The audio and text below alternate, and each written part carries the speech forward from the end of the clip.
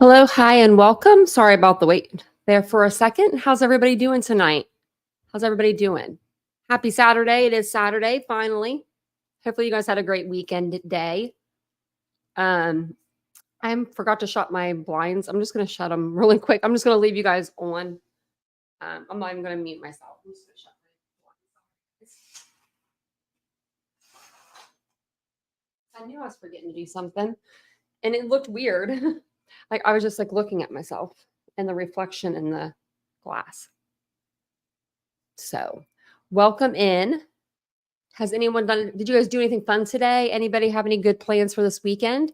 If you're new to the channel, I'm Tanya or Titanium Bill. Welcome, welcome. We do talk true crime daily here on this channel. So if that's something that you're into, don't forget to subscribe to the channel and hit the like button. Also hit the bell icon. That way you guys are alerted to all new content that I bring out because sometimes I switch up the times, sometimes I come on a little bit earlier. So and then I'll come on at night too. So we'll say hi to everybody in the chat. We'll see who's in here tonight. Did I see Blue? I don't think that was Nightbot. That was Jan. Hey, Jan. I said, I don't think that was Nightbot because Nightbot usually doesn't come in that quick. But that'd be kind of funny if Nightbot did. Hey, Mary Beth. Hey, Ladybug. I saw Catherine with the K and with the C is here. Hey, Jill. Welcome in. Hey, Tony. It's good to see you guys. There's that other Catherine. Oh, won't let me go up enough. Cat's Life. Welcome in. Welcome in, everybody. It's good to see everyone. It's good to see you guys. Hey, Niners girl. Just going to float to the bottom here. Hey, Tammy. Hey, Glowbug. Hey, DM. Hey, Sirius. Hey, Lenora. Hey, Ashley. Welcome in, everybody. Hey, Karen. It's good to see you guys. Hey, Aldo. Welcome in, everybody. All right. We're getting settled in. We're all kind of coming in. Give you guys a couple minutes to get in, settled, and all that good stuff. But if you know that you're going to appreciate the content, go ahead, hit the thumbs up. That way we can get out into the algorithm. If you need some more time, that's cool with me. I can wait. I've got time. I've got time. Oh, Kimberly. Kimberly. Oh, I like that name. I'm like trying to Kimberly Renee. Okay. I was saying Kimberly but Kimberly Renee. I like how you spell that. I like that. That's different. I like that. Welcome in. Caught alive. Although, so I didn't get to go to the dentist. I didn't get to go. So I got to go on August 20th because we have one car right now. So it's been like really hectic. Like it's been so hectic over here. So I had to either go to see my foot doctor Monday or go to the dentist. So I need to go see my foot doctor. My foot's just numb. It's just weird. Like today I woke up this morning and it was asleep again. It was like, and I'm like, what's going on with this thing? And it was to the point where like my heel felt like it was like, I don't know, like my heel and my foot it feels like it's really big. I don't know how to explain it to you guys. Like it feels so swollen, but it's not. It's just like super numb. And I'm like, why is it doing this? It used to do this like every once in a while, but now my foot's numb and I haven't got my feeling yet. So I do go back though. So I'm not in any pain or anything other than when I walk. It just hurts when I walk only because of my and that's a different problem. Like I have like these little things on my toes that bother me. So that's like is that a podiatrist? Podiatry? Yeah, podiatry. Too many doctors. But on a scale from like, my pain level being a 1 to a 10, like right now, 0. Like I'm okay. When I walk a little bit, it hurts a little bit. So I go Monday about my foot and I'm ready. It's been since like not this past Thursday, but Thursday before, since I've had like feelings, since I've just known, like it's just the unknown of not knowing what's going on with it, if if there does come a time, where I'm going to lose feeling in my foot, I want to at least be able to fight it a little bit. I don't want to just give up. I'm not giving up yet. You know what I mean? Like, So if, we need to do some physical therapy, then I guess absolutely I'll have to do that. Even though I loathe physical therapy. I hate physical therapy. I'd rather someone just put me back in the hospital than for me to have to go to physical therapy. Like seriously, I'm not even kidding you guys when I say it. If it was up to me, I would just have them to send me back to Dodd Hall for like a month or two and just get me like back to like, feeling real good. Because when I was in the hospital, I felt really, really good. I felt like they probably 'cause they were they're waiting on my hand and foot too. But it was nice. It was nice. But we got some people coming in, so we'll go ahead. We'll get started. We'll get started. So good to see you there, Jan. Hopefully you're doing good. Hopefully everyone's doing well tonight. Hopefully you guys are all doing very well. I was going to come on earlier today.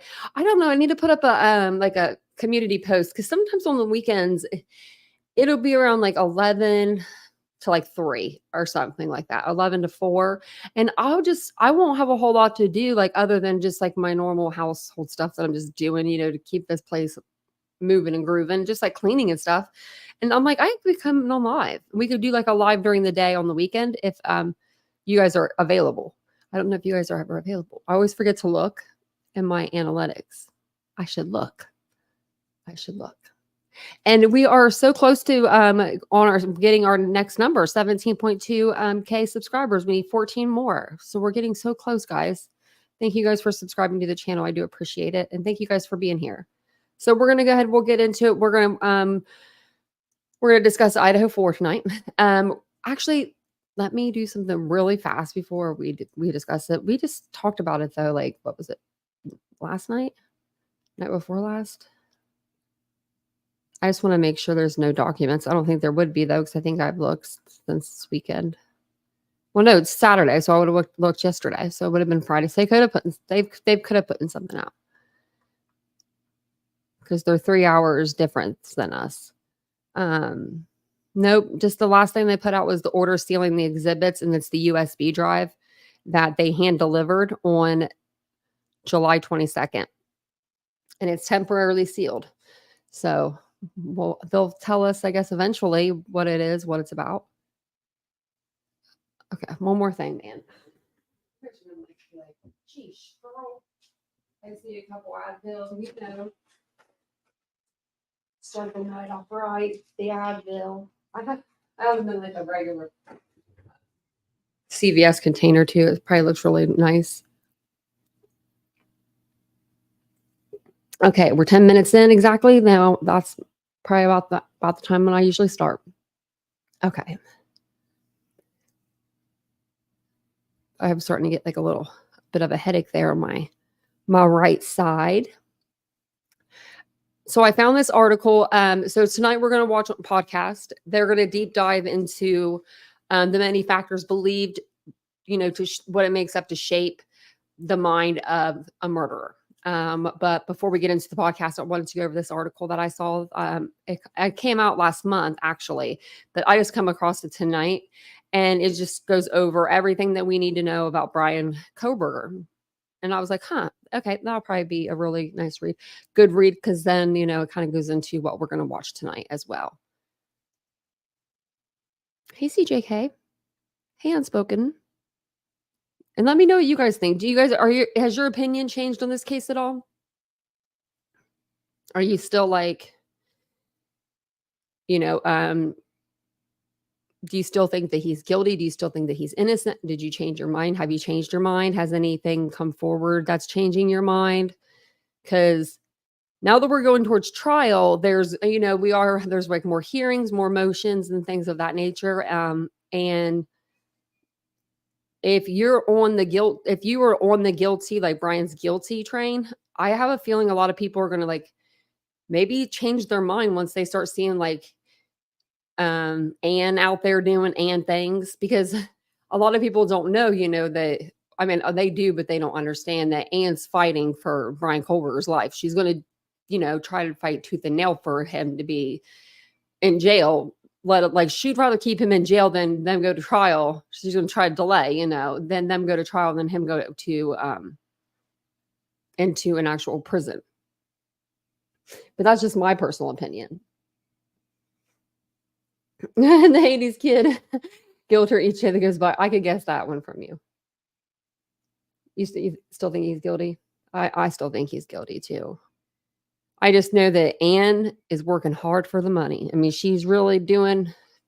I ain't never seen a paid lawyer or that's paid by the state. I've never seen a court-appointed attorney work like that before. So here it says more than 6 weeks after 4 college students were slain in an off-campus home in Moscow, Idaho, police arrested a suspect, Brian Christopher Kohlberger. Is that how that started? Yeah, it is. Who was charged with their murders. The 28-year-old arrested on a fugitive from justice warrant at his parents' home in Pennsylvania. Police announced in December 30th, 2022, and extradited to Idaho, where he was formally charged on January 5th, 2023. Kohlberger is facing 4 counts of first-degree M and a count of felony burglary and is being held without bail. Prosecutors announced on June 26th of last year that they would pursue the death penalty. On June 27, 2024, both the defense and prosecution agreed to the district court judge proposal for Kohlberger's criminal trial to begin in June 2025. Latah County District Judge John Judge said he expects the trial will last roughly 3 months. That's a lot. 2 weeks of jury selection, 8 weeks for the trial itself, and then another 2 weeks for deliberations, the verdict, sentencing, and any other remaining business, he said at a hearing on June 27th, 2024. I don't think they'll need all that time. I don't think they'll need 2 weeks for jury selection, and I don't think they'll need 2 weeks for deliberations at the end. But definitely 8 weeks probably for the trial. At his arraignment on May 22nd, 2023, Kohlberger did not respond when the judge asked him in court how he pled to the charges, which led the judge to enter pleas of not guilty on his behalf. Now, if you're not guilty of a crime, stand on it, Why Kohlberger, why couldn't you say that you're not guilty? I mean, it's kind of smart move. I mean, just don't say nothing at all, But if you're not guilty, I would be screaming, I'm not guilty. At his arraignment on May, I read that. So the 4 victims, Madison Mogan, Kaylee Gonzalez, Xana Kernodle, and Ethan Chapin, were stabbed to death at an off-campus rental home during the early morning hours of November 13th, 2022. The weeks that followed without an arrest gave rise to mounting national publicity as well as anxiety and speculation about who was responsible. Monroe County Chief Public Defender Jason LaBarre, who represented Kohlberger for his extradition hearing in Pennsylvania, told CBS News that police said they knocked on the Kohlberger's door around 3 a.m. on December 30th, and both the parents and suspect were very cooperative.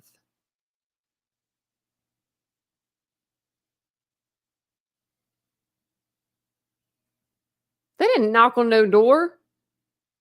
What are they talking about? They knocked on the door. And they were...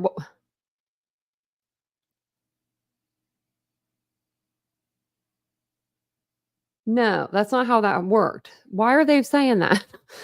They shot the place up with like the little bombs and stuff. Remember the front door? They had to tape the front door because there was no glass left. They freaking blew every glass in that house out. What am I reading this? Am I drunk? I don't drink. But it says right here. Monroe, okay, so Jason LaBarre, who you remember him, Kohlberger's public defender out in Pennsylvania, said the police knocked on Kohlberger's door around 3 a.m. on December 30th, and both the parents and the suspect were very cooperative. They didn't knock on no door. They did not knock on a door, and it was at like 1:30 in the morning. Like, yeah, I thought that it was like 1:30 they were there too. Let's see, what time? Brian. Yeah, I mean, that's why I'm glad that like I know the cases that we cover, because some of the, I could have read right through that and just been like none the wiser. Now I'm trying to look, see if I can find them. I'll have to find a thing for him, but I know that there's got to be, like another article that has that, because that's where we've read it from. I've read it from another article. This is, I mean, that would be done If they that would be dumb of them to knock on the door. This guy, this guy allegedly knifed 4 people and left 2 alive. And they think that they're just gonna let them. They're just gonna knock on the door in their gated community. They're just gonna go up there and knock on the door, and the parents are gonna be cooperative and Kohlberger's cooperative. No, that's not how that worked. Kohlberger was cooperative, but he was in full getup to run if he needed to. He had his tennis shoes on in his mama's house. Oh man, my mom would be so mad. I keep saying that, but she was like, "You better take those shoes off." Um, Kohlberger was extradited to Idaho on January 4th, 2023, after a brief hearing. He appeared in an Idaho court on January 12th, 2023, and waived his right to a speedy preliminary hearing, with his defense team asking the court for time to prepare for the case. A grand jury indicted Kohlberger on May 17th, 2023, for the same 4 murder charges he was already facing. Labar described the suspect disposition during their meetings as very calm. He's being very calm. He's very aware. He understands the proceedings, Labar said. I did discuss with him what to expect in the upcoming days on his transport, as well as what to expect when he actually returns to Idaho and is likely in front of a magistrate or a judge there. The attorneys also said that Kohlberger denied allegations of his involvement in the killings and believes he will be exonerated. It is a little out of character, he said. This is not him, Labar said. He believes he's going to be exonerated. That's what he believes. Those were his words. So he's really been very easy to talk to, actually, and he's in a calm demeanor, like I stated. So very calm, very, very calm, I guess. And you think that was like shock, maybe? Like, I mean, I don't think shock lasts like this long, but the dude can hold his hands like this. And like, I mean, it gets me still. Like, my hands shake doing that.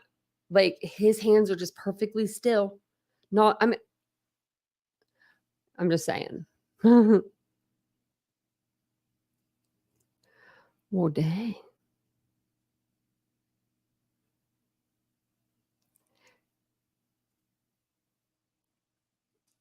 Oh, just that Ladybug, just that they were cleared. We actually had a poll going with, I don't know what happened to it. It was on one of my boards and it fell off, and I don't know where it went. And I will find it. I know it has to be like somewhere, but everything's been so clean. I don't know. But it was at one point. This was probably a little over a year ago. The poll was, and it was like 70% of you guys thought Brian Kohlberger like wasn't the DoorDasher. But some of you guys still did, because Crime Circus put out a video, and I was just like, great. He said, and he put it out there. So thanks, Jan. I was just like, that's why I was rolling up. Coincidence, time coincidence equals coincidence. And I was like rolling up. Like, what am I missing here? Okay, so Brian Kohlberger, who was born on November 21st, 1994. In 2018, he finished his associate's degree in psychology at Northampton Community College. Oh, and you know what? Actually, hold on a second. Miss, I'm from Idaho, so I know more than you guys. Is that what's okay? I have my bachelor's degree in criminal justice and applied science, so I think I know a little bit more about you when it comes to true crime and crime cases. So you can sit down over wherever, and yeah. He finished his associate's degree in psychology at Northampton Community College, and I don't know why he went to so many different schools. Then went on to complete a bachelor's degree at DeSales University in 2020. He then did further graduate studies. He did further graduate studies at the university, completing those in 2022. A representative for DeSales confirmed. At the time of his arrest, Kohlberger was a PhD criminology student and teaching assistant at Washington State University Pullman campus, which is only about a 15-minute drive from Moscow, Idaho. Kohlberger had just finished his first semester at WSU the school said in a statement. In a separate statement released the following day, WSU's Department of Criminal Justice and Criminology said it was relieved that justice will be carried out. Ooh. Ooh. I don't remember them saying that. They're like, it sucks to suck, you know? The Department of Criminal Justice and Criminology at Washington State University, is aggrieved by the alleged horrendous acts of one of its graduate students, read the December 31st, 2022 statement, which was posted on the department's homepage on the university's website. I don't have my glasses on this whole time. We are relieved that justice will be carried out. Our hearts are with the victims' families. Moscow Police Chief James Fry confirmed in a news conference that Kohlberger lived in Washington State, and the college said that university police assisted Idaho law enforcement officials in executing a search warrant at Kohlberger's on-campus apartment and office. There he is coming in for his first court appearance, and just as freshly, they just got him that. You can see the crease down the front of it where it was folded. They just slapped the letters on the back of that and everything, ironed them on and everything.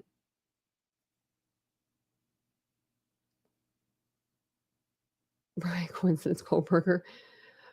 One of Kohlberger's neighbors in Pullman, Washington, said the suspect spoke to him about the killings days after they occurred. He brought it up in conversation. The neighbor, who asked not to be identified, told CBS News on January 11th. He asked if I had heard about the murders, which I did, and then he said, yes, seems like they have no leads. Seems like it was a crime of passion.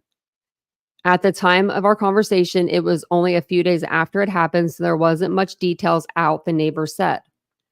Now, I will say, I mean, if he is a criminology student, he may say, like, it seems like a crime of passion, because at that time we did know that there was a knife being used. Do you know what I mean? And like there was, I don't know. I think that you could just say that, being like a student in criminology. I don't think there's anything too crazy about that. And everyone was talking about the killings. Maybe he felt like he needed to talk about it a little bit so he didn't look like he was so suspicious, because if he wasn't going to be talking about it at all, that would be suspicious to me, especially if you're going to school for this, you know. It says here, a fellow graduate student at the Criminology and Criminal Justice Department at WSU told the Associated Press and the news of Kohlberger's arrest was pretty out of left field. Then Robert said he took several courses with Kohlberger after the two started the program together in August. Kohlberger was always looking for a way to fit in, Roberts told the AP. Robert said Kohlberger would find the most complicated way to explain something. He had to make sure you knew what he knew. Oh, wait, he had to make sure you knew that he knew it, Robert said. Labar described Kohlberger as very calm. He's very intelligent, and he was fairly shocked by the arrest. He's probably real shocked by that arrest. You know, Kohlberger was doing all the things, not putting his garbage with his parents, putting the garbage in the neighbor's trash. I mean, his car was full of water bottles, so I'm assuming that's where he was hoarding all his trash, his water bottles anyway. So very, very, very weird. I would probably be shocked too. I would probably be shocked. Let's see, where are we at? Okay. Labar, okay. His parents are just really shocked, Labar said, and they said this is out of character for their son. In a statement, Labar shared January 1st on behalf of Kohlberger's parents, two sisters. The family said they were praying for the families of the victims and said they have fully cooperated with law enforcement agencies in the investigation. First and foremost, we care deeply for the four families who have lost their precious children. There are no words that can adequately express the sadness we feel, and we pray each day for them, Kohlberger's family said in a statement. There are no words that can adequately express the sadness we feel, and we pray each day for them.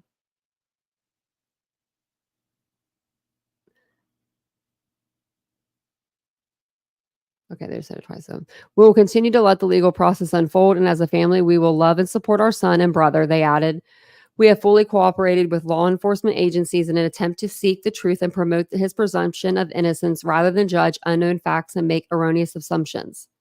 We respect privacy in this matter as our family and our family's suffering loss can move. We respect privacy in this matter as our family and the family's suffering loss can move forward through the legal process."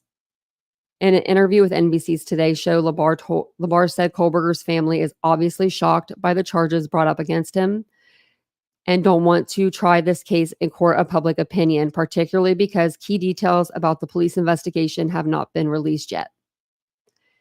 They don't believe it to be Brian. They can't believe this. They are obviously shocked. This is certainly completely out of character, the allegation said Labar, and really they're just trying to be supportive with the understanding these four families have suffered loss and are very sympathetic towards that. Well, I'm sure they are. They were in shock, Your kid, like your kid got arrested. It's not even that he got arrested. That's not even the first thing.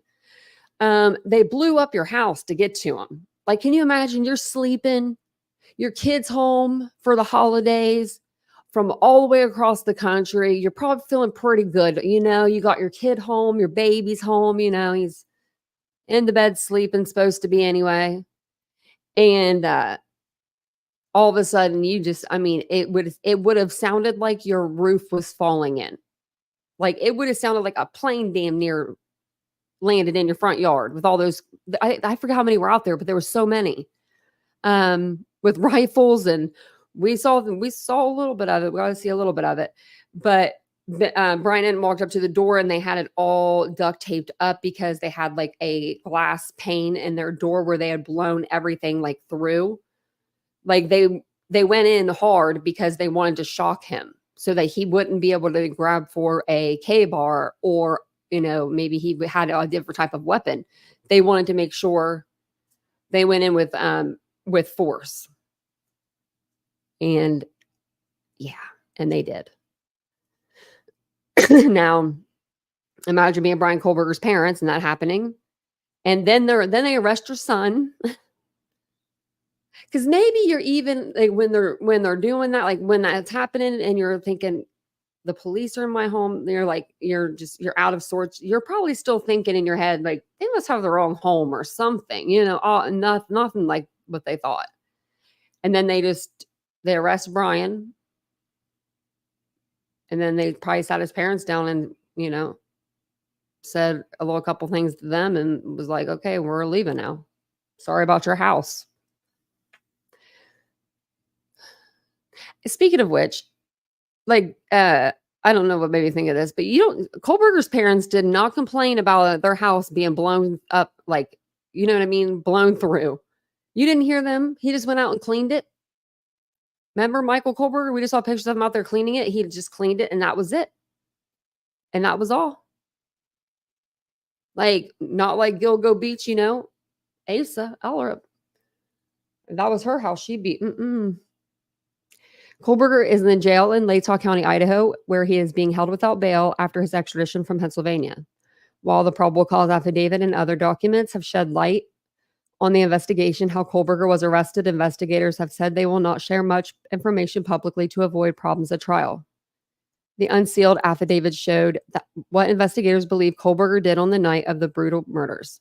One of the surviving residents said she saw a figure clad in black in the home wearing a mask and walking towards her. After hearing crying noises, the figure alleged to be Kohlberger walked past her and left the home. Analysis of surveillance footage showed that a white Hyundai Elantra, like the one that was seized when Kohlberger was arrested, drove around the home several times between 3:29 a.m. and 4:04 a.m. before departing in a high rate of speed at 4:20 a.m., the affidavit said. The police chief said some of the 19,000 tips that police received were... What? 19,000? Wow. To arresting Kohlberger, but declined to say when he became a suspect or what brought him to their attention. I didn't know it was 19. Wow. Law enforcement sources told CBS News that forensic analysis allegedly linked Kohlberger to the crime scene in Idaho, and the affidavit states that DNA was found on the knife sheath found at the scene of the murders. Because we would see the tips, like, remember, like on the Moscow like websites, and it was always like 150 or something. Like it would be like, or like 200. I don't remember it being like high like that.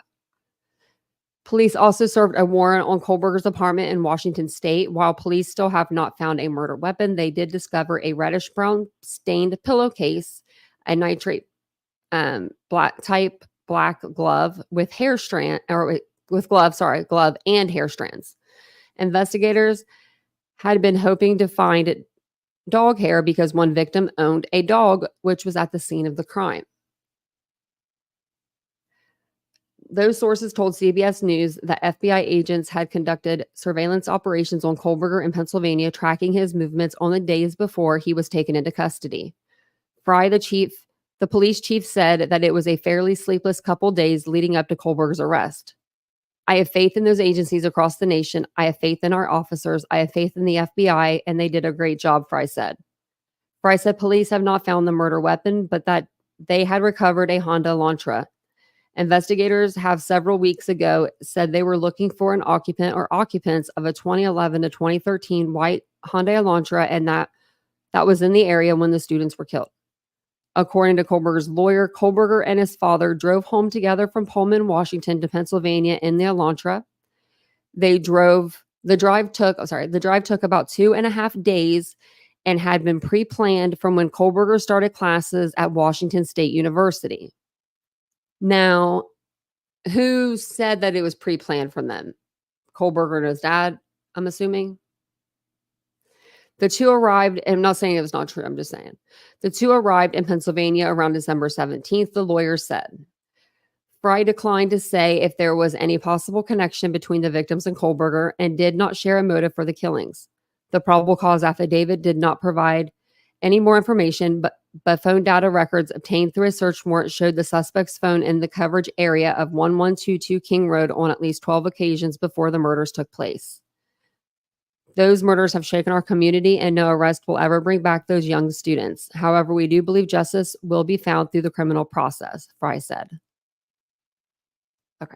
So it's kind of a long article, but I wanted to read it to you guys. I thought it was a pretty good one. And welcome in, everybody. If I didn't see you coming in, I was on the other page. And welcome in, everybody. Hey, Solo. Hey, Phantom. Hey, Squeaky. I think that we'll let him out of jail tonight. Squeaky, if you could do that, we'll let him out. We'll let him out. We'll just, put him right back in. It's your birthday, Solo. Happy birthday. Happy birthday, Solo. Aw. I hope you had a good day. I hope you had a really good day today. Happy birthday. It's your birthday. I love when it's people's birthday. I really do. We got July 27th. Are you a Cancer? Like the little crabby thing my mom was. And her birthday was a few days ago, so. Jan, when's your birthday? Is your birthday coming up too? I feel like something's coming up with Jan. No? Okay. Let me know if I missed anything. I feel like.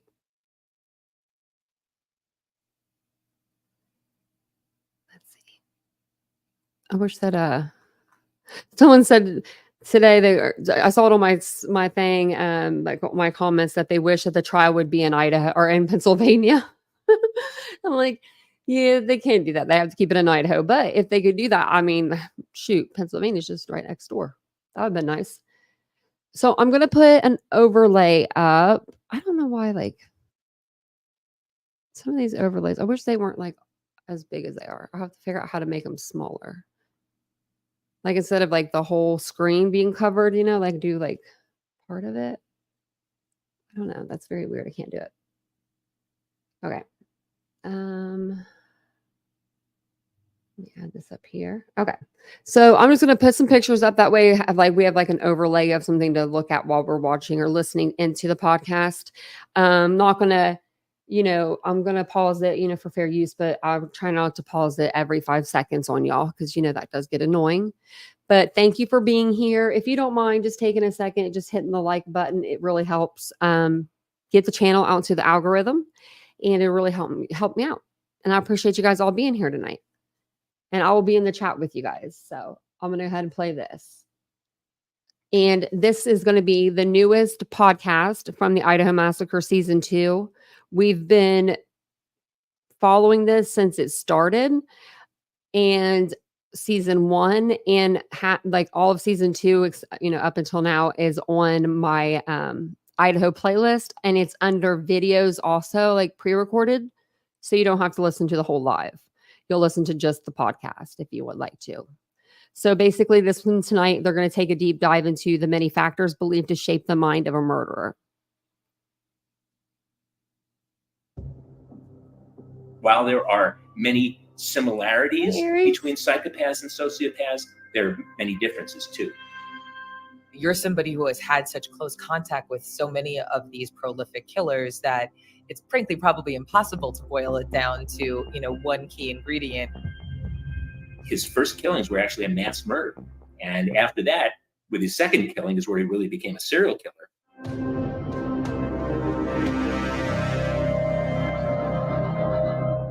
This is the Idaho Massacre, a production of KT Studios and iHeartRadio. Season 2, Episode 7, Mind of a Murderer. I'm Courtney Armstrong, a producer at KT Studios with Stephanie Leidecker and Gabe Castillo. In the aftermath of the senseless tragedy of Ethan Chapin, Xana Kernodle, Madison Mogen, and Kaylee Gonsalves' murders on November 13th, 2022, there are countless unanswerable questions. Some will be answered at trial, and many may linger forever.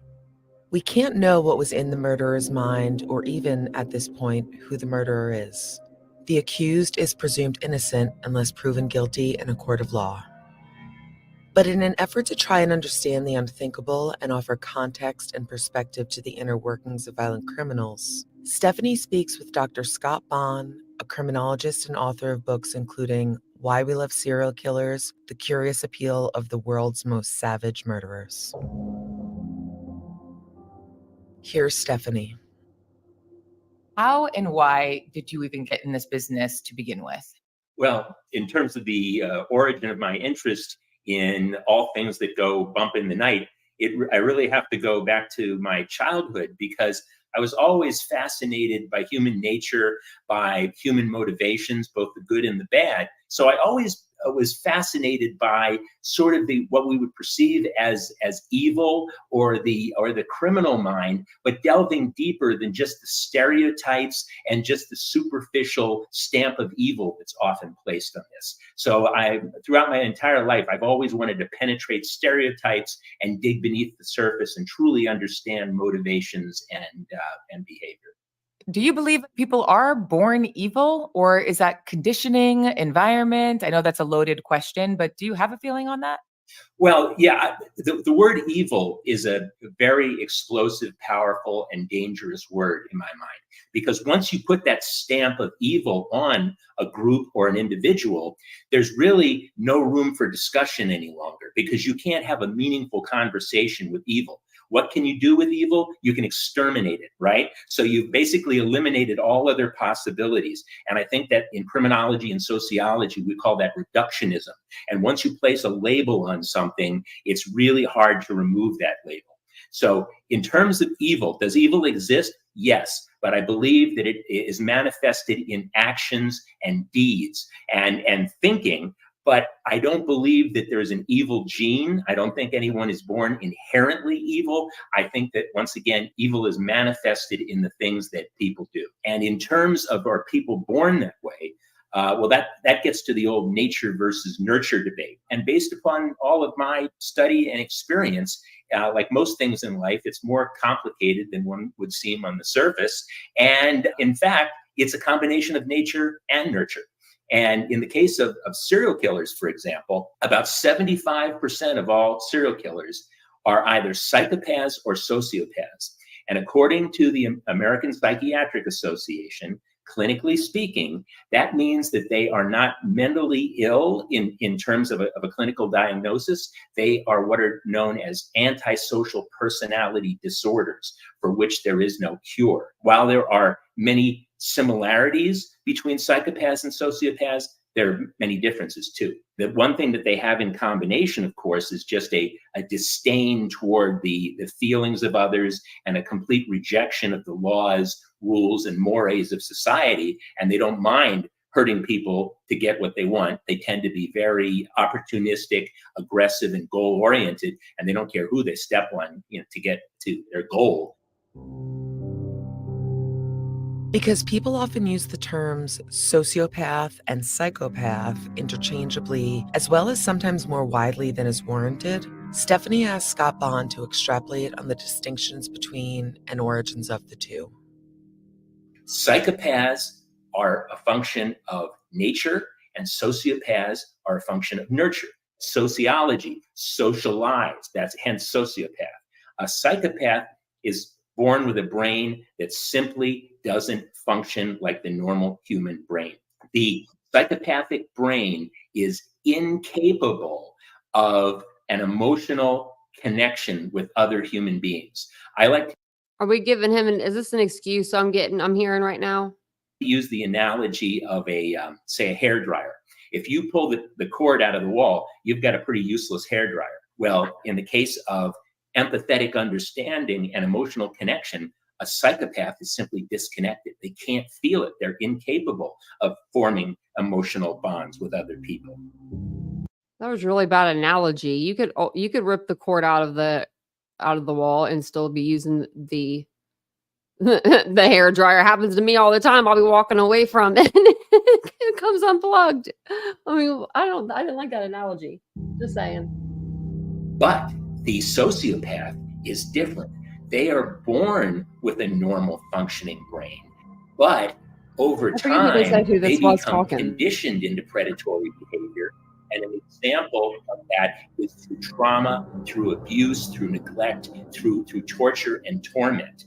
And sociopaths are actually much more common. They outnumber psychopaths about 8-1 in terms of their existence in society. And psychopaths are more dangerous because of the fact that they simply do not have a feeling when they hurt someone else. And they don't know fear. They're unflappable. Nothing bothers them. If you think about it, it makes them pretty much, perfect killing machines. Because they lack empathy and they also are not petrified of the law and don't have the same level of shame and guilt and human emotion that would come across as obvious if you were considering something violent. I think you might have told me this. Is it true that, of course, not all psychopaths become serial killers? In fact, there are many psychopaths that probably run very fancy tech companies and are industry makers. However, most serial killers do have some sort of psychopathic behavior. Is that accurate? You described it very well. There is an area of overlap between psychopaths and serial killers. And in the case of serial killers, it's a big overlap. But by no means are all psychopaths serial killers, and not all serial killers are psychopaths. There are overrepresentation of psychopaths in the bastions of power, whether it be in business, finance, guess what, politics, and even things like neurosurgery. Any type of field which demands incredible focus and discipline, guess what? Psychopaths tend to do very well because they're unflappable. When it comes to serial killers, at least 75% are either psychopaths or sociopaths. That sounds like someone with ADHD. And of that, hyper-focused. Let's say it's 75%. Probably 50% of the total, or 2/3 of that group, are psychopaths. So psychopaths do make up the largest single group among serial killers. Why? They're almost perfectly born, bred killing machines. If somebody is a psychopath, do they know it? It's a great question. And they are very good at compartmentalizing. And so they can have multiple realities, which they take very much as truth, depending upon which compartment they're in. And I'm not describing multiple personality disorders here. I'm talking about an individual, and I'm going to use a specific example who I am very familiar with through correspondence and long-term connection, and that is Dennis Rader, who called himself, because he's a psychopath, BTK, which stands for Bind, Torture, Kill. From almost the moment of accused murderer Bryan Kohberger's arrest in December 2022, his name has been used in the same sentences as BTK. In the course of his criminology education, the accused studied under a renowned BTK expert, and many have theorized about commonalities between the two. Here's Stephanie. I had heard also that Bryan Kohberger for certain had to have been a study of BTK and his murderous ways. And there does seem to be some alignment in that. Also the intimacy factor. So in Bryan Kohberger's case, using the knife, if in fact that's accurate, it's close contact that is considered a very intimate kill, much like strangulation. And it's sexual too, the penetration of it. Sexual sadists, and this goes all the way back to Jack the Ripper, who hated women. And so what more vile thing can you do than penetrate them over and over, with a knife? So I really think there was a deep-seated underlying insecurity there, and actually an anger toward women that may have well been manifested through these murders with a knife. Can you just give us a little brief history on BTK for anyone who doesn't know that case as closely? Dennis Rader grew up in Wichita, Kansas. He had a relatively normal childhood. He was a Boy Scout. He loved knots, which was a foreshadowing for things later. He did have some compulsions throughout his youth. For example, he was obsessed with blood. He was obsessed with dismemberment. And he, at the age of 10, is where the seed was really planted, because he witnessed his grandmother kill a chicken in the backyard on her farm for dinner, and he became sexually aroused at the age of 10. But he didn't even know what it was. At 10, he didn't even know what it was, but he knew he liked that sensation, and he nurtured that over time, and he became. Just want to let you know that top picture, that's not a victim of his. That's him. That's him in dress up, taking pictures of his own damn self, because he's a freak weirdo. I mean, it's not weird to take pictures of yourself, but this guy it is, because he done a lot unalive people and then he did it. You know what I mean? If you're just doing it to do it, that's something different. This is different.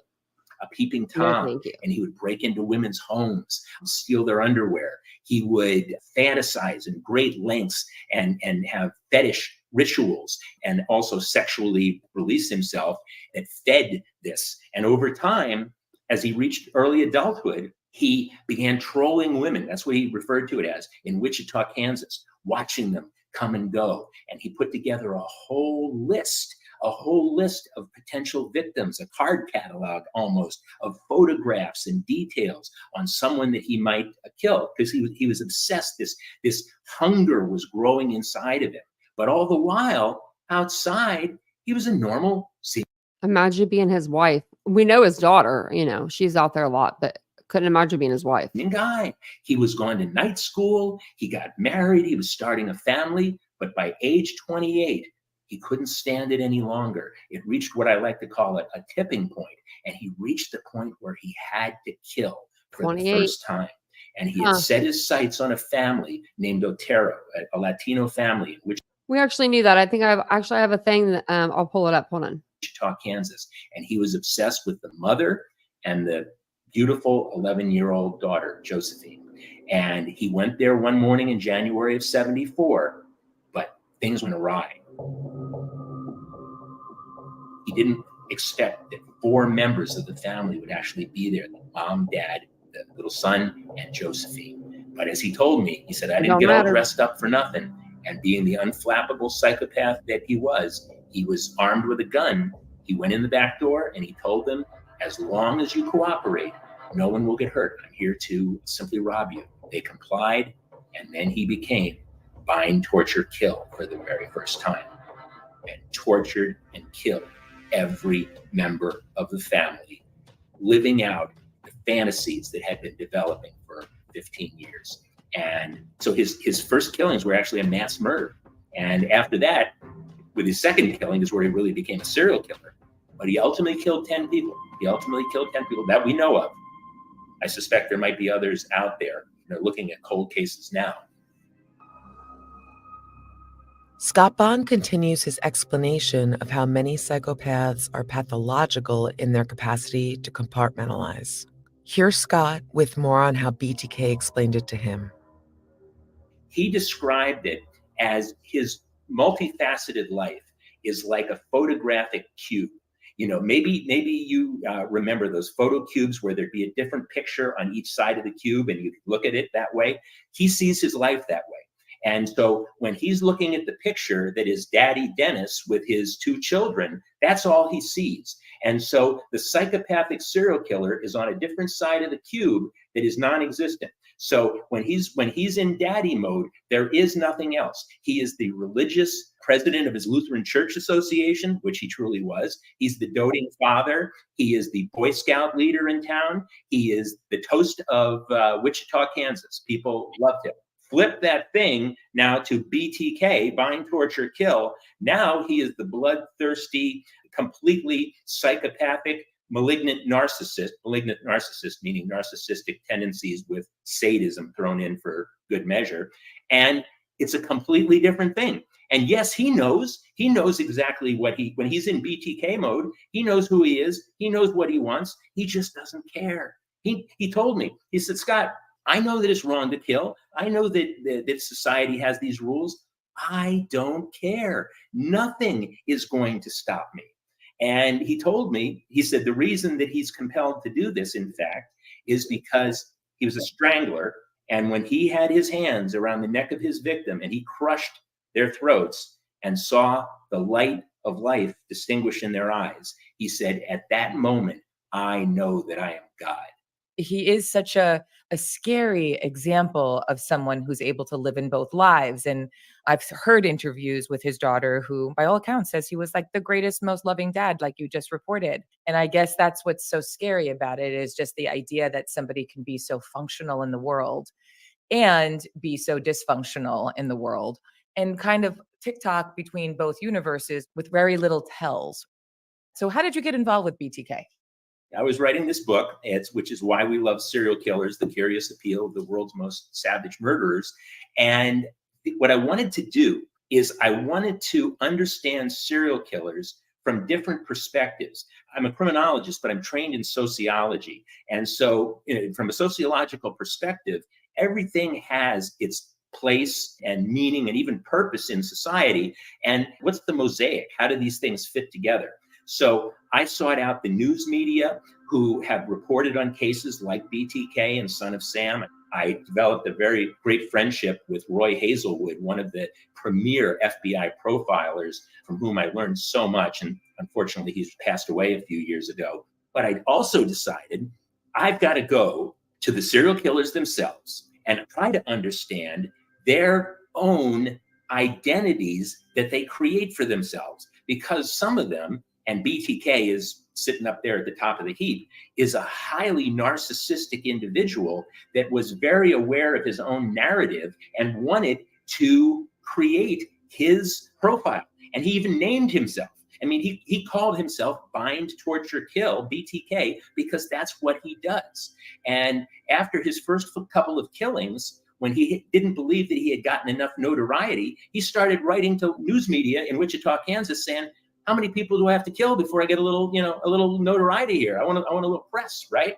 So I thought, who better to represent the truly narcissistic, self-absorbed psychopath than BTK?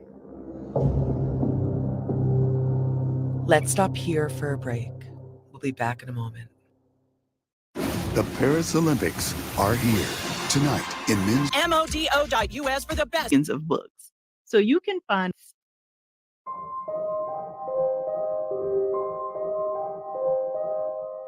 Scott Bond explains what was occurring between BTK and law enforcement in the 3 decades between committing his heinous crimes and when authorities captured him. All the while, he was playing cat and mouse with the police because he's the ultimate control freak. And he would send letters to law enforcement, letters to the media. He would send personal items from his victims so that they would be sure that this was actually him. And he would lay clues and basically demonstrate that he was the puppet master. He was in control. He was much smarter than law enforcement. And he played this game for 30 years before it ultimately caught up to him. And he was finally apprehended. But all the while, he was living this dual life where he was the Boy Scout leader in town. He was the president of the Lutheran Church Association. It's absolutely incredible. And at that time, when you spoke with him, and in the times that you've had these conversations with him, do you get a cold chill? Does it seem obvious in retrospect that he was somebody who was capable of this level of violence? Because he was really top of the list of one of the more sick and sadistic, violent murderers. Do you get that sense? Because he always seemed a little, like you said, a regular man.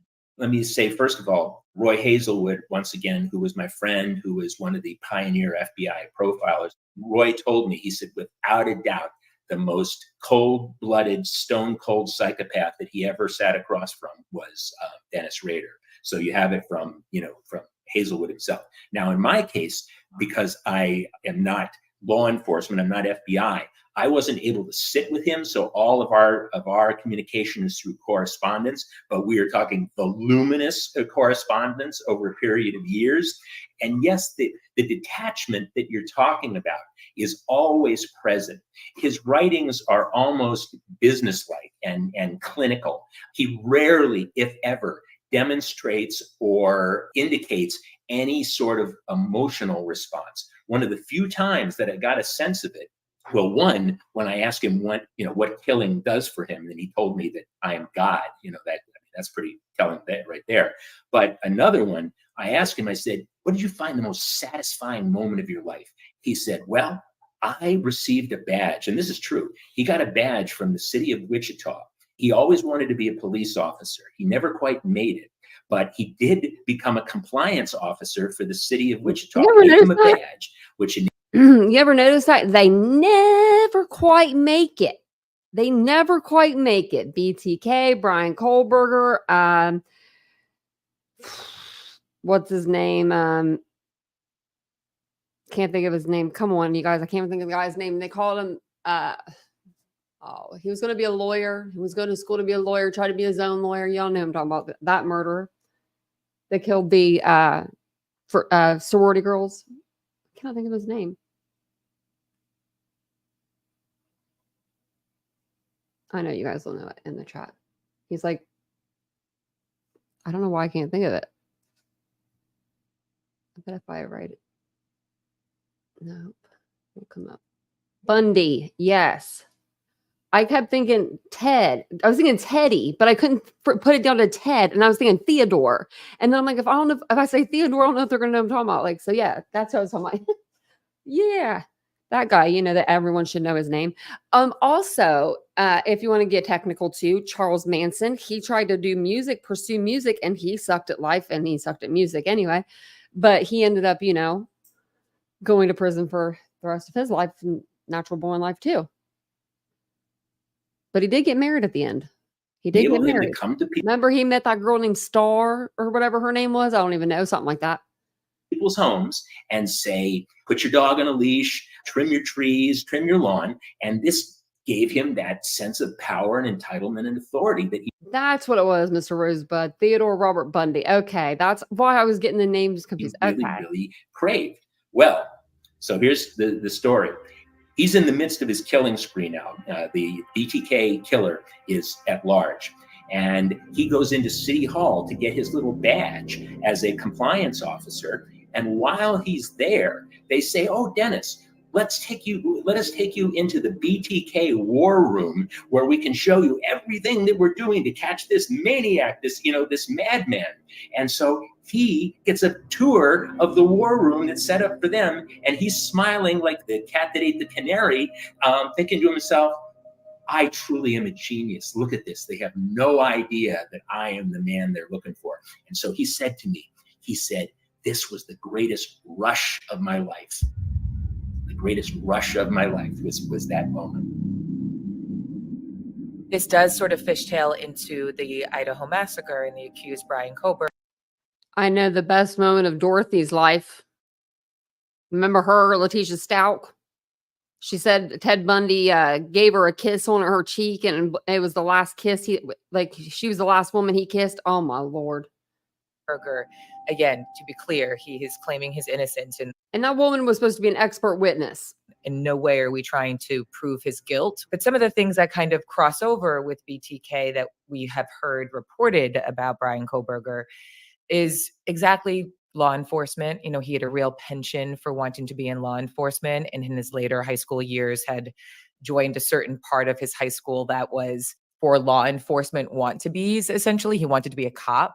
Ultimately, he got removed from that, and that might have been a cross-section for him, we're told, where maybe he then loathed law enforcement as a result. But at one point, he wanted to wear a badge. And I wonder if that teeters into the same territory of wanting to be God, right? Because as law enforcement, maybe from a young person's mind, is law of the land, and I keep it in check. And I could see how that could have crossover in a more demented way into wanting to control people through violence like BTK did. That's one. And then also the fact that he was, seemingly a really ordinary guy that came from a really loving family, and he had a lot of opportunity. And just the emotional regulation that you have to go, in this case, if again, what Brian Koberger is being accused of is accurate, to go from killing 4 people and then headed back to class to be in the Beehive the next day and talk about the case. He didn't miss any school. He was a teacher's assistant and was there the next day and was still grading papers. And to your earlier point, something that had come up in a recent interview that I did was with one of the classmates that was in his classroom before and after the killings. And it was a large class, like 300 students or so. And he was one of those teacher's assistants that gave a lot of notes, a lot of red lines through papers and assignments, and many, many notes in the columns. And after the murders, her real notice was that the grades had gotten significantly better. There was still as much detail, lots of notes in the columns and lots of red lines. He was equally as thorough, but that where you would normally be a hard grader, post the murders, he was a very easy grader. It was A's, A's, A's, A's, and A's. And I asked her what she felt about that. And her interpretation of that was that maybe he knew that law enforcement was looking for him and that he wanted the class to like him a little bit more should they get interviewed.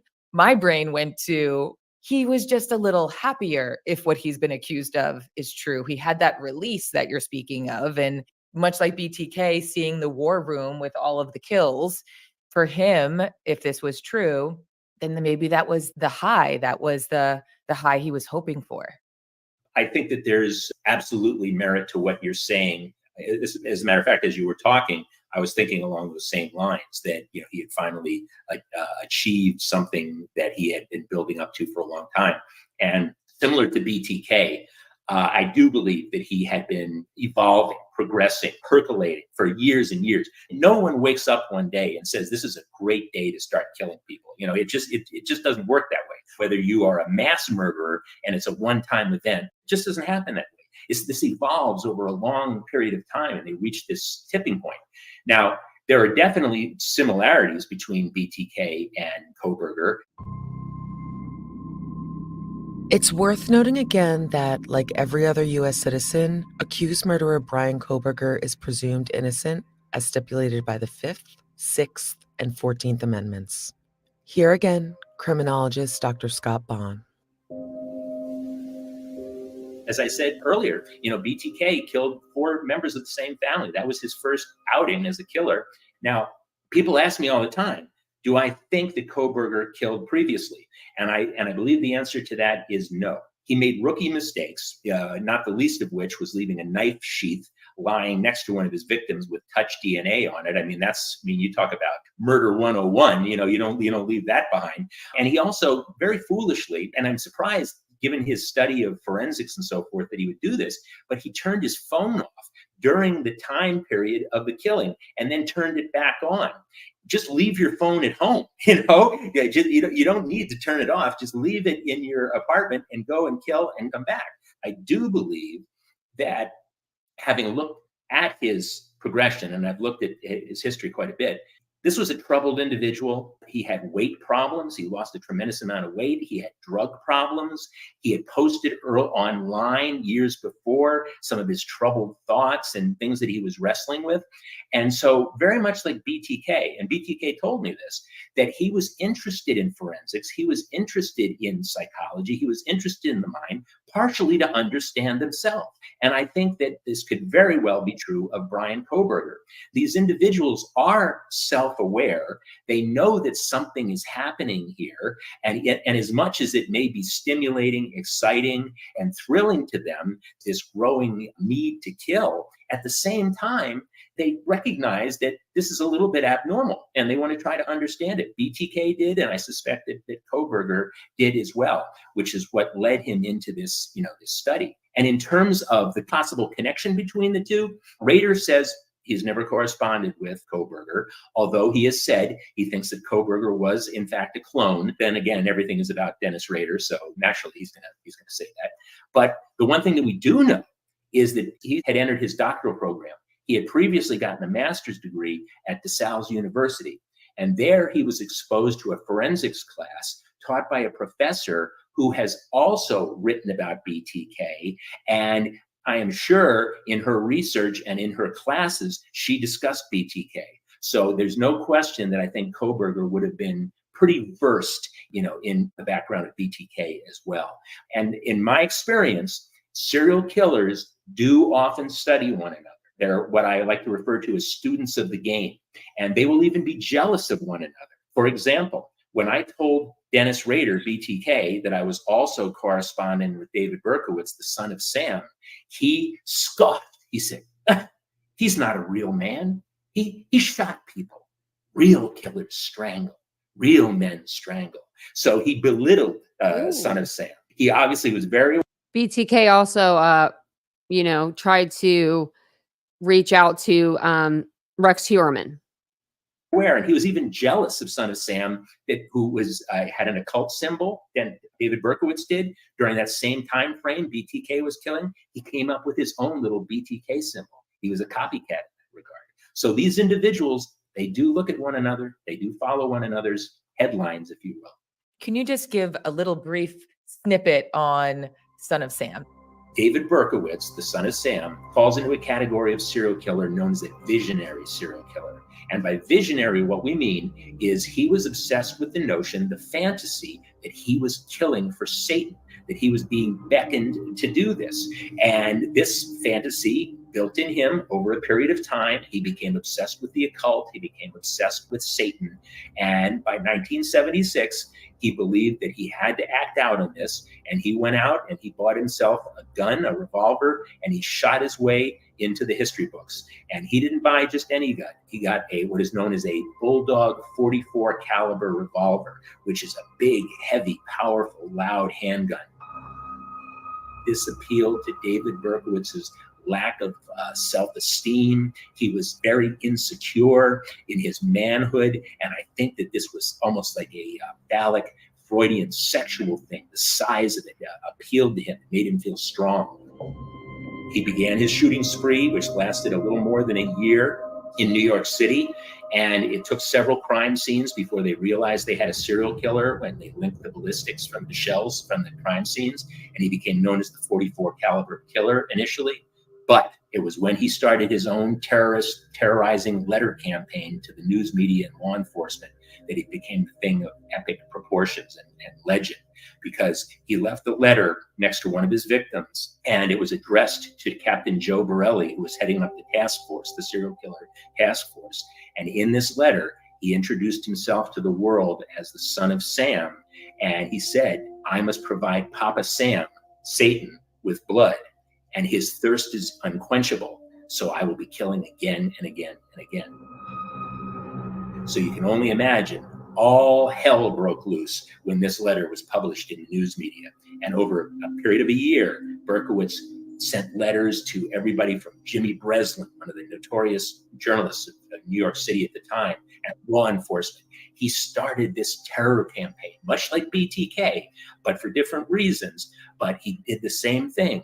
And when it became apparent that he was targeting young white women with long dark hair, everything exploded because women began to cut their hair, dye their hair, wear wigs. By the summer of 1977, which became known as the Summer of Sam in New York City, because he had the entire city of 8 million people in a death grip, you couldn't even buy a female wig anymore in New York City. So he truly, one man, held the city in this death grip. And that's why he is the thing of legend. He ultimately shot 13 people, killed 6, and permanently disabled others. But he terrorized millions.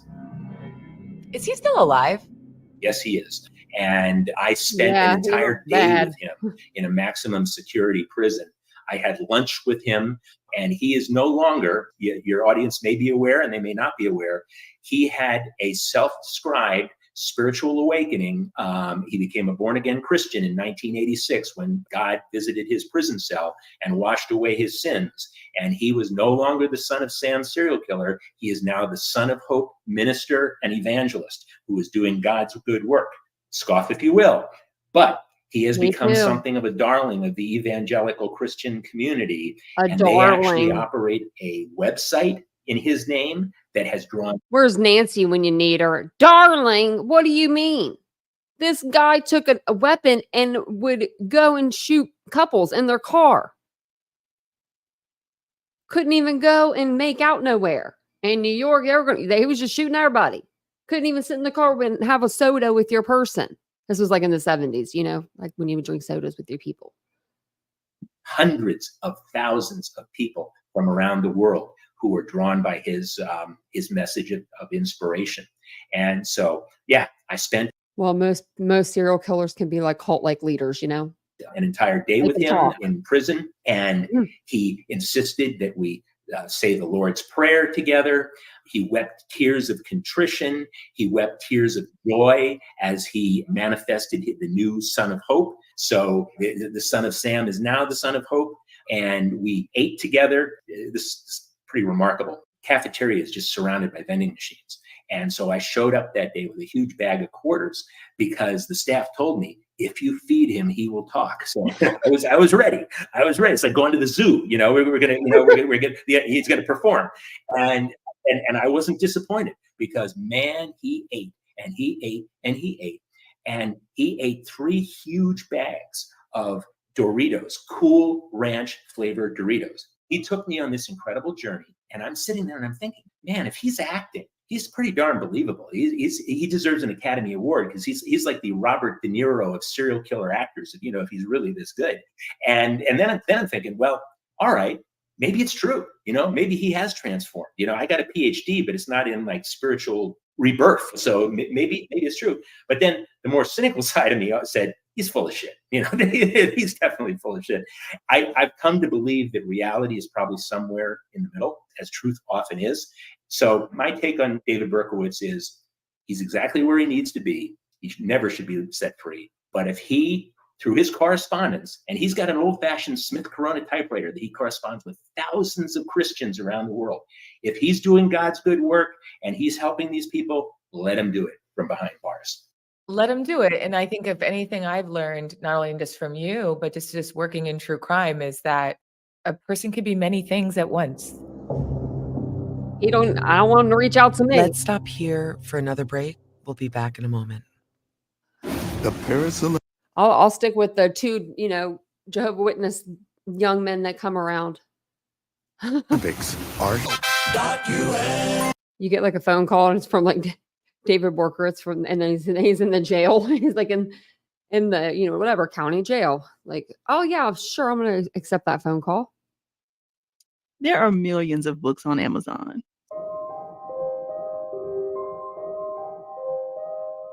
Stephanie brings up a point from her conversation with Cassie, which was covered at length in episode 3. Cassie is the former student who was in the criminology class the accused was a teacher's assistant in at the time of the murders. The thing that kind of is unsettling for her, that just doesn't add up in terms of whether he's guilty or not, is the fact that she was like, I was not overly even paying attention in class. And even I know not to bring your cell phone to the scene and turn it off. It was such a tier 1 rookie mistake that they learned in that class that he was the TA of, that actually is what makes her think that maybe he didn't do it because it was just so messy and sloppy. What do you make of that? I believe that it's a, like I said, a rookie error. And serial killers do refine their techniques over time. Any serial killer from Bundy to Dahmer said that their most nerve-wracking kill was the first one. And if they made mistakes, it was the first time. To the extent that they get away with it, they obsess about it and they perfect it and they get better at it, which is the scary thing. But the more prolific they are, the more successful and the more efficient that they are. So no, I think it's very consistent with a, like I said, a rookie error on his part. But it also didn't make sense is they triangulated his cell phone. And he had visited that house, that area, a number of times. And they got a ping later that morning. Once his cell phone turned back on at 9 o'clock in the morning, they got a ping from his cell phone right outside the house. Well, that's pretty telling right there. Turn the cell phone off, go and kill the people, turn the phone back on, and then revisit the crime scene. And many killers do love to revisit their crime scenes. It's hard to wrap your brain I wonder around what he it. was One of thinking. the things that you had said to me that I found so comforting, and I think we should just quote it directly because I've thought about it so many times, is that although we talk about serial killing, and you do so importantly in your book, it's really rare, right? I frequently compare serial killers to sharks because they're both predators in nature. And the thing that they have in common is that they are both rare, exotic, and deadly. And when it gets to the odds of being a victim of either one, they're remarkably similar. The odds of being attacked by either a shark or a serial killer are about 150 million to 1. So those are really good odds. But if you really want to feel good, you are twice as likely to be killed by a soft drink vending machine falling on top of you and crushing you than you are to become a victim of a serial killer. So I think we can all really go home and sleep well tonight. There is something scary about the notion of somebody crawling through your window, certainly when you talk about it all the time. So I found that to be so comforting. And also just the deep dive going through the rabbit hole with you about, I think we are, I mean, myself included, just so interested in the why. And maybe that's just inherently unanswerable, but you're somebody who has had such close contact with so many of these prolific killers that it's frankly probably impossible to boil it down to, one key ingredient, whether they're a psychopath or a sociopath, bringing it full circle. But typically they're functional, and that's scary. We want them to seem like Hannibal Lecter, right? We want to know what the answer is. I want to get the feeling of a chill when I walk by a killer. And I know that's not true. Yeah, that's absolutely correct. And I've done extensive research into the whole psychology with the fascination of serial killers and the draw. A lot of it is based upon this. What is this curious fascination with the macabre and with serial killers? And part of it is just that. And what women consistently tell me is, I want to be able, as you said, to identify the next Ted Bundy if he shows up in my backyard. I want to be able to have the ability to identify this sociopath or psychopath before I potentially get involved with it. Nobody wants to date or get married to the next BTK or Ted Bundy. So what should I be looking for?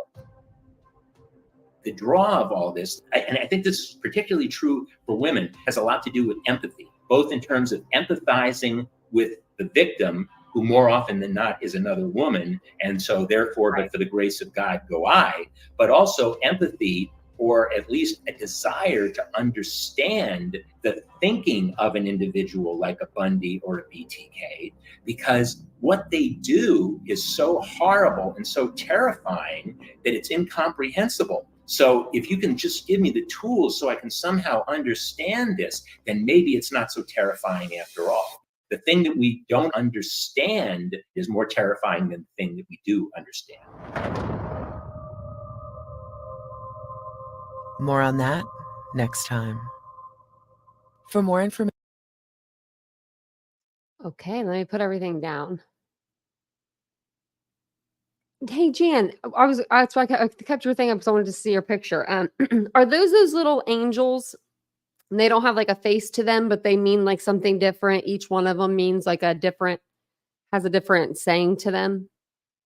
Let me know if that's what those are in your picture. Those little angels. Look at me all the way up there.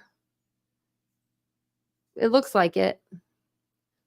I have my mom's old ones. I think one of them has a little broken arm. Where are they at? Where are those? Hold up. Wait a minute. Where would I put those? They must be out in storage with the rest of her things. I have like it's a little box. I mean, and then I have that little white thing back there. And that's all I have. Oh, and I have actually the heater. That was hers.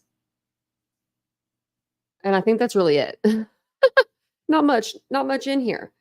But that was episode, I think 6 on that podcast. It's either I think it was 6. Let me see. Because I think I have all of them caught up almost. They should all be caught up. So the last one, that was episode 5 that we watched before. So yeah, this one should be episode 6.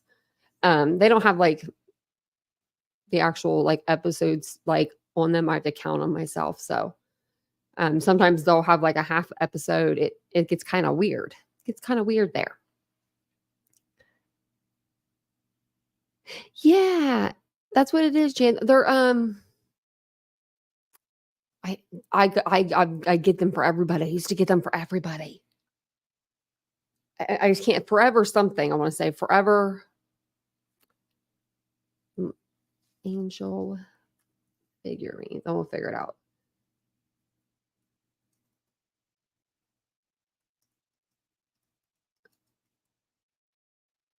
They're called Willow Tree figurines.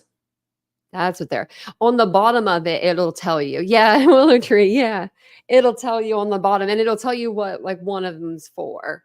But I can think of some that I would get for you, Jan, off the top of my head.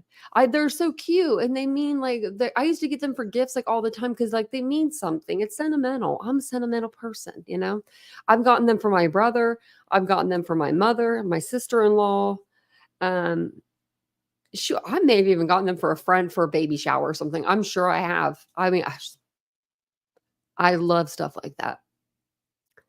Oh, look at that. You've been here. Ladybug's been a member for 7 months. She said this is the greatest chat. Beautiful people. My legs itches, sorry. They are very collectible. I wonder, I know one of them was like the Lantern of Hope or something like that. I got that one for me. My brother got me that one, I think, actually. Or my mom. Someone got me one. I think someone actually got me one. It was after my car accident. And then I got my mom too, and I can't remember which ones they were. But I have them. I have them like wrapped up somewhere. Well, I might need to start collecting them again because those might be like worth some money. Like they're very, very cute. They're so cute. Like I think one of my little angel wings is broke off one of them though. Like I mean, like they went through fire and everything. They went through a lot. Some of them went through a fire. Not all of them.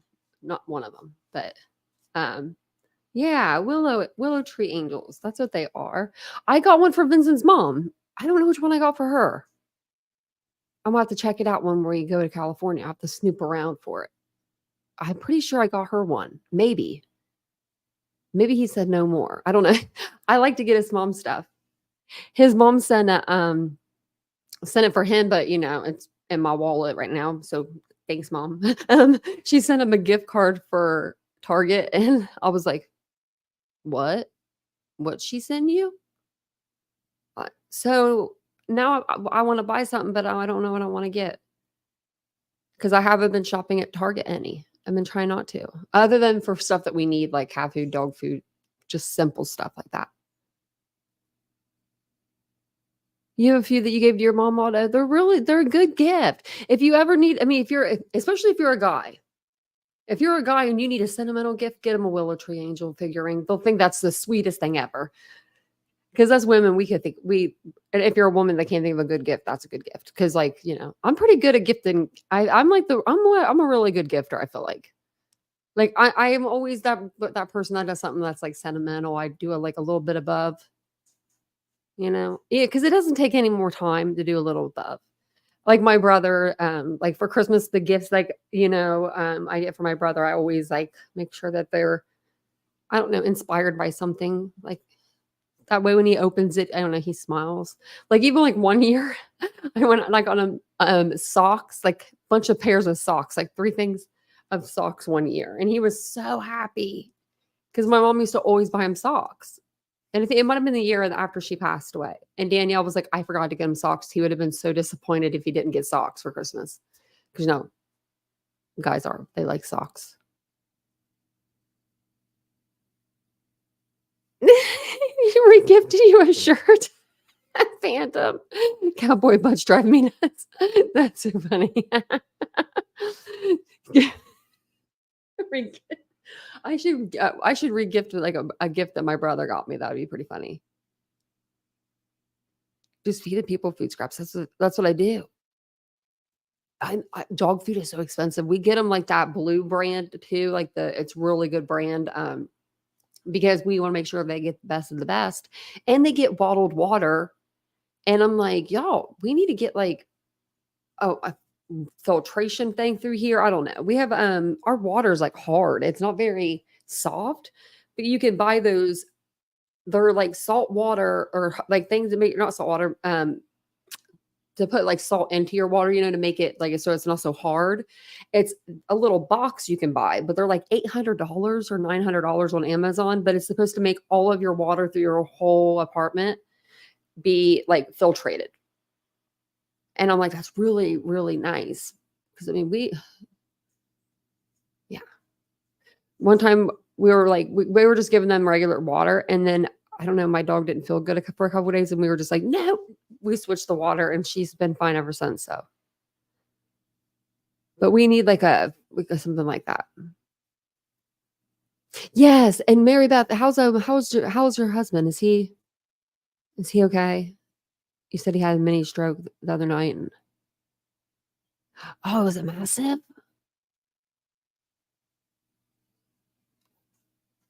Wow. So is he okay? Or the neighbor's husband did? Oh, the neighbors. Okay. Okay. I was just making sure. Oh, thanks, Aldo. Yeah, strokes, you need to act fast. Yeah. Oh my.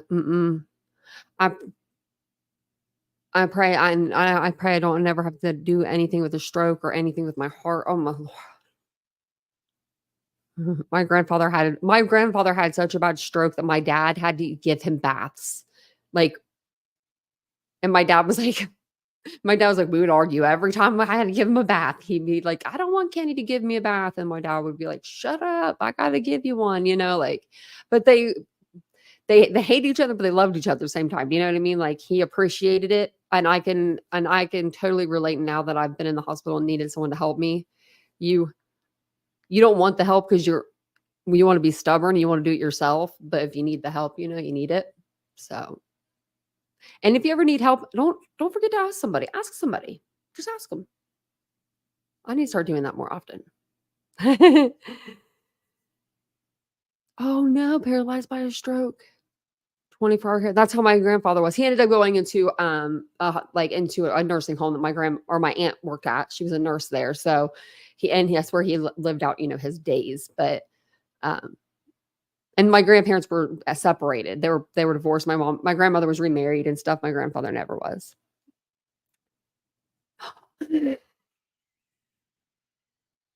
Squeaky. That is the question that needs to be asked. Trump, if you're listening, if we promise actually just to vote for you, in this chat or something, right? If you're reelected, or are Dollar Tree prices going back down to $1? Are we sticking at that $1.25? Because I heard that they're going up to like $1.50 or more. Like, think about it. If you're getting stuff at $1.25 there, you might as well go over to Target and spend $2 more and get something super nice. Like if it's like let's say a storage container. You can get one of those storage containers that you put your shoes in at Target for the same price, 25 cents more, but it's bigger than the ones at Dollar Tree and it's not flimsy. It's very sturdy. There are certain things. I keep my eye out for.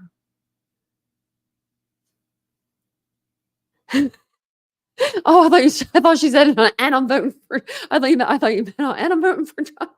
She said I'm still voting for him. Trump don't care about the Dollar Tree.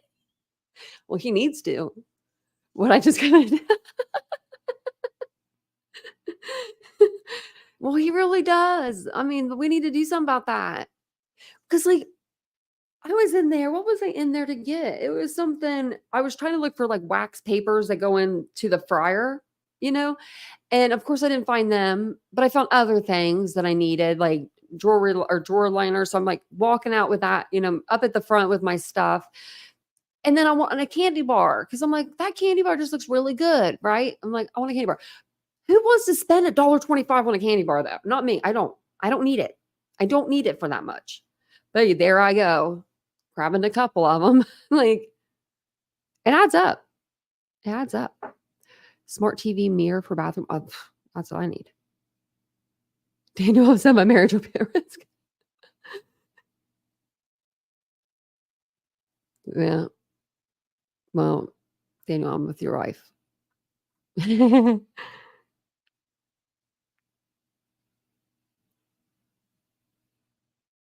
What's that? What's the P25? Like, yeah, I want to know. I thought it was funny. Trump don't care about adultery. He really doesn't. Wouldn't that be funny if we just if we put on the news tomorrow morning and Trump's in front of like the Dollar Tree? I don't mind him. I mean, I don't mind. I don't mind him. I mean, this country, we need something. I don't know what the hell we need. Vote for me. At this point, I could probably do a better job. Yeah. Oh, I will. I haven't read about it and I don't want to know about it. It's a bad. I'm gonna write it down. On my post-it. Yeah, I'll have to read up about it. But we do need to get some of these prices down. I went to get cat litter today. When did cat litter? Okay, like the cheapest cat litter, I buy the cheapest one. Tidy Cats, the yellow bag. It's like 25-pound bag or something, It used to be like $7.99, $8.99. And even then I was like, man, Rocky, like you really just using this just to, and that's it. You know what I mean? I went in there today and it was $13.99. I said, I'll be outside picking up pebbles. Like for cat litter. We used to buy that pretty cat litter and that was like $20. And that was like top of the line stuff. I know grocery prices are ridiculous. I don't even need to eat anymore. Gas shouldn't cost more than, yeah. Well, he's been removed, kind of. If Camellia does become the next president, I will say we will be alive for history and for history. I will say that. I'm not saying that I like her one way or another. Don't really know her. I don't really get to know the vice presidents, I feel like, as much as I should, and I should know them.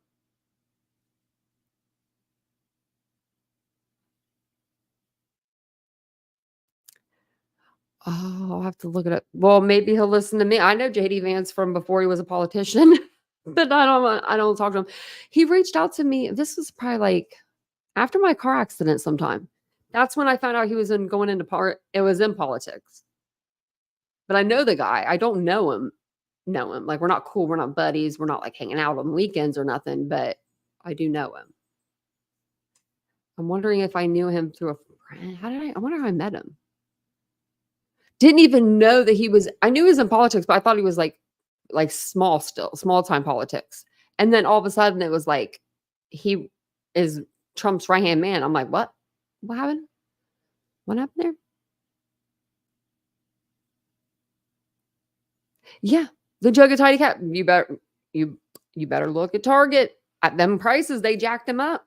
They jacked them up. Actually, I better look at my receipt, but that's where it said on the bottom. I said $13.99, and I was like, you know, I was like really in shock. Because I was looking at that. I was like, well, do I just get like something else? But I didn't look at the other prices because I don't think I even looked at other prices because I was like, well, that's going to be more expensive than this is.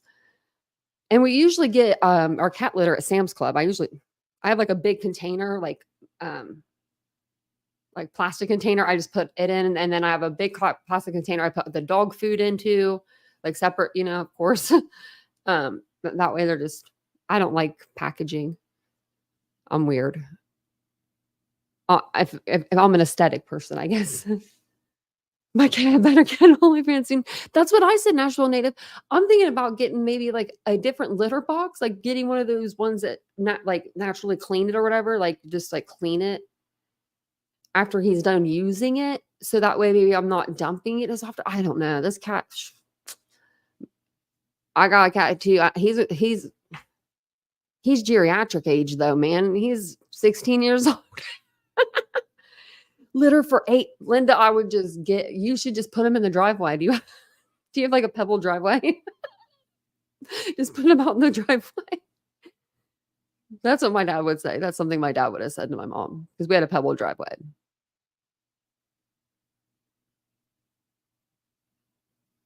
Really?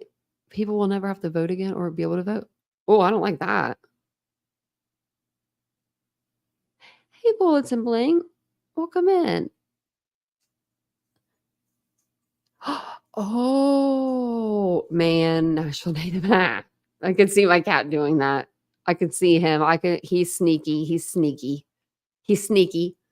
I could see him doing that. I'm like, maybe I can get one because it'll make my life a little easier. Because I have to use like the biggest trash bag when I dump it anyway, because if not, I won't see. And I always end up spilling cat litter everywhere. Things serious. I try. I need to make my videos a little cleaner looking, but I try. And I haven't switched. I try not to switch anything up on you guys. If you guys have noticed, my background's been the same since I started my channel. I've never changed my signature. I think that's what it is. My song's been the same, except well, I take that back. It was different when I first started with Kylie Rodney, and I think it was different up until we started doing Idaho, because that's when I got StreamYard. Because I didn't think about my music before, and it was like bubble sounding. It sounded like somebody like underwater, with bubbles coming up. And my first case was Kylie Rodney, and they found her in that reservoir, and that was my intro music. And somebody pointed that out one day. They were like, "Your intro music sounds like bubbles coming up from water." And I was like, oh, I was shook. I was mortified. I immediately changed it and was like, oh my gosh. I told the person that commented that, I was like, you're absolutely right. That I didn't think of it like that. But I was like, shit, I just got on the platform too. And I'm like, oh God, I'm already making waves over here, I need a theme song. I do. I hope some prices come down because shoot, rents went up here and payments have went down. And I'm like, it's making my heart ache. But I'm going to read up about that. I wrote it down. That project 2025. I want to know more about it.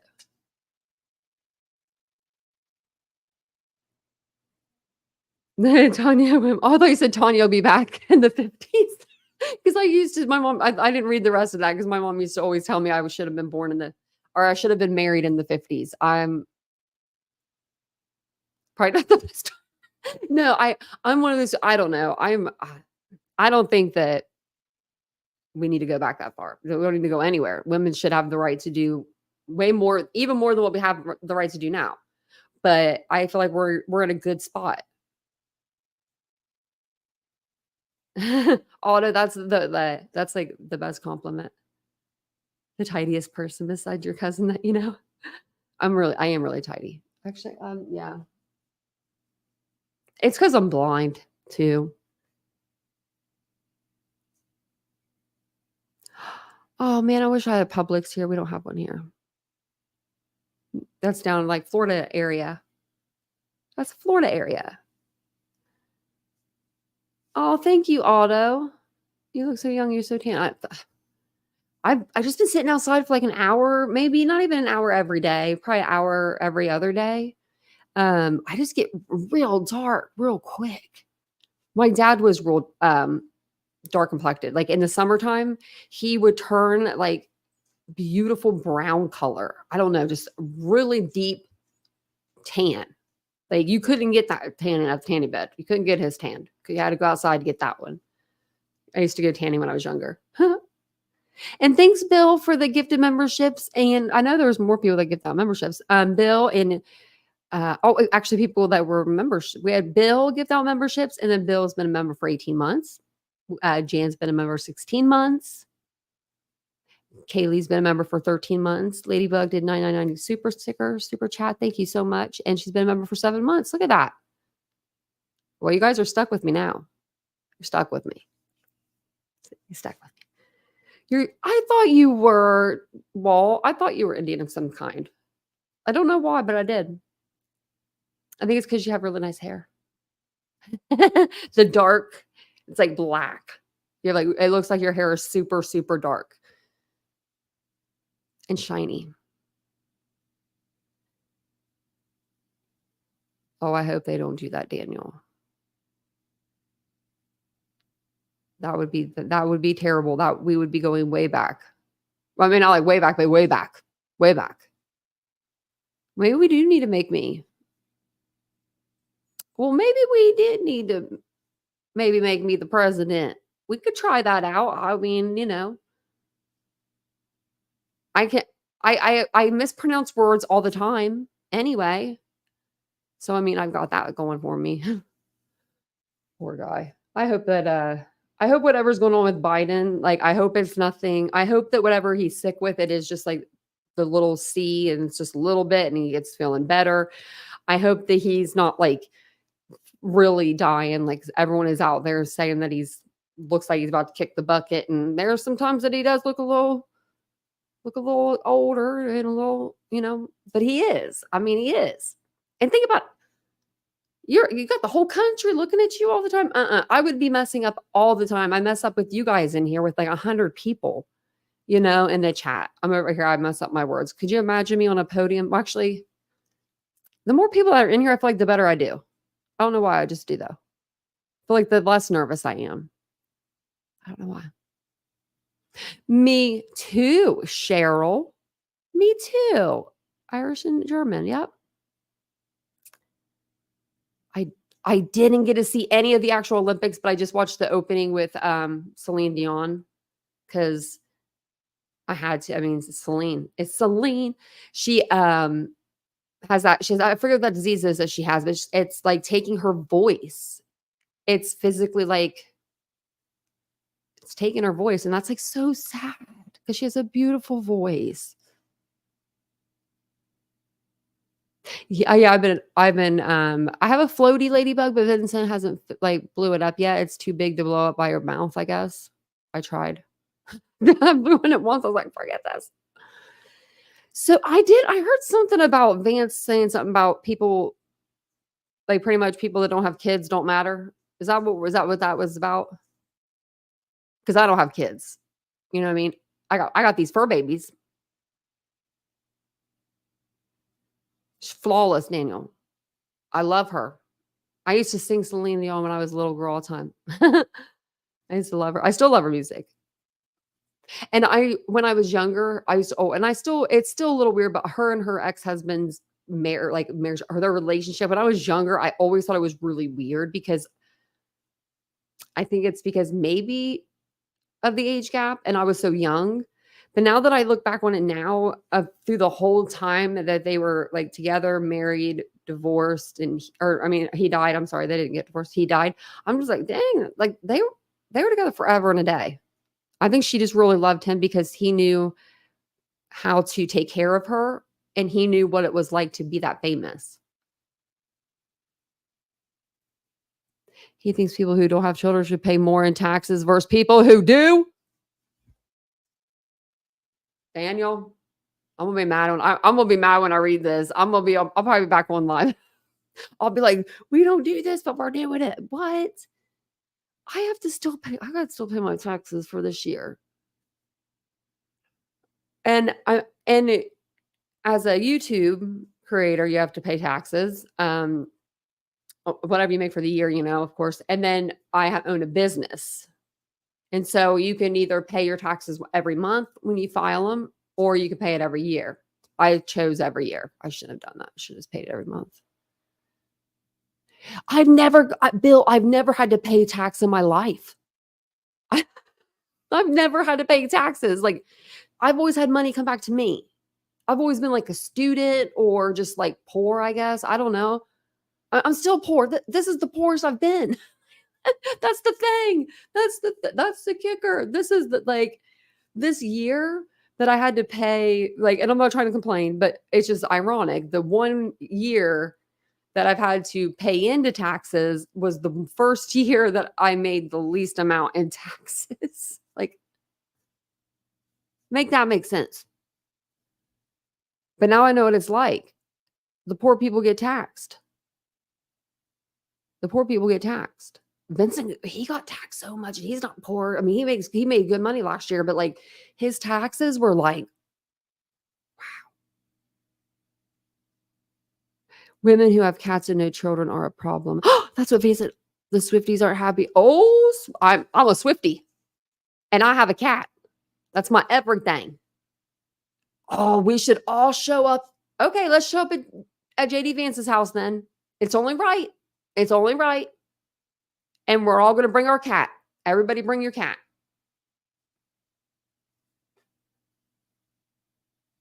Yeah, I did. I did all that as for office space. And I even had 2 different studios technically, because I was in one part of my house and my other part, and we did 2 different room setups. And then we did a store setup in here. I had a whole store set up with face outs, with clothing. We've switched so much stuff. But yeah, I mean, I need to remember about my taxes. I need to call them and get on a payment, a scheduled payment thing, so they can just take out a little bit each month. Just don't take it all from me at once. You crazies. But I'm gonna jump off here. Thanks for letting me rant about my taxes there for the end. I forgot about those, and we're only in August. We're only in August, Tanya. I think they'll get me though. I think they'll be mad. They haven't even sent me anything yet. There's a movie, really? I knew him from whenever I was younger, but I don't know how I met him. I don't know how I met JD Vance. Because he reached back out to me, he knew me when he reached out to me after my car accident. And I remember thinking, I don't know this guy, but I must know him because the way he was talking to me. You know what I mean? It was oh my gosh, I just found out what happened to you, Tanya. I can't believe it, blah, blah, blah. It was I knew him. I knew him from something. I don't know if I met him from a friend of his or a friend of mine or hey, if you're eating dinner while you're doing it's a business expense. Well, Adam and Eve Proton, that's probably why a lot of people eat online. Now I'm going to be eating on here every night with y'all. And say that was a business expense. That's so funny. Man. You could definitely tell he had a terrible childhood. Yeah. Yes. That's a lot of votes. The women, the gays, and the people that don't that they are, they might not be gay, but they may be, just, oh my Lord. That's insanity. Oh, I'm gonna have to look into that. Why are people the way they are sometimes, But no, I want to look into that Project 2025. And there's a lot of stuff to look at from both sides now. I mean, really, this has never happened where we got the vice president wanting to run for president. The president is out. And then we've got a former president that wasn't reelected, but he's coming back and running for another 4 years. I don't think any of that's happened. before. So buckle up, buttercups, because it's going to get bumpy.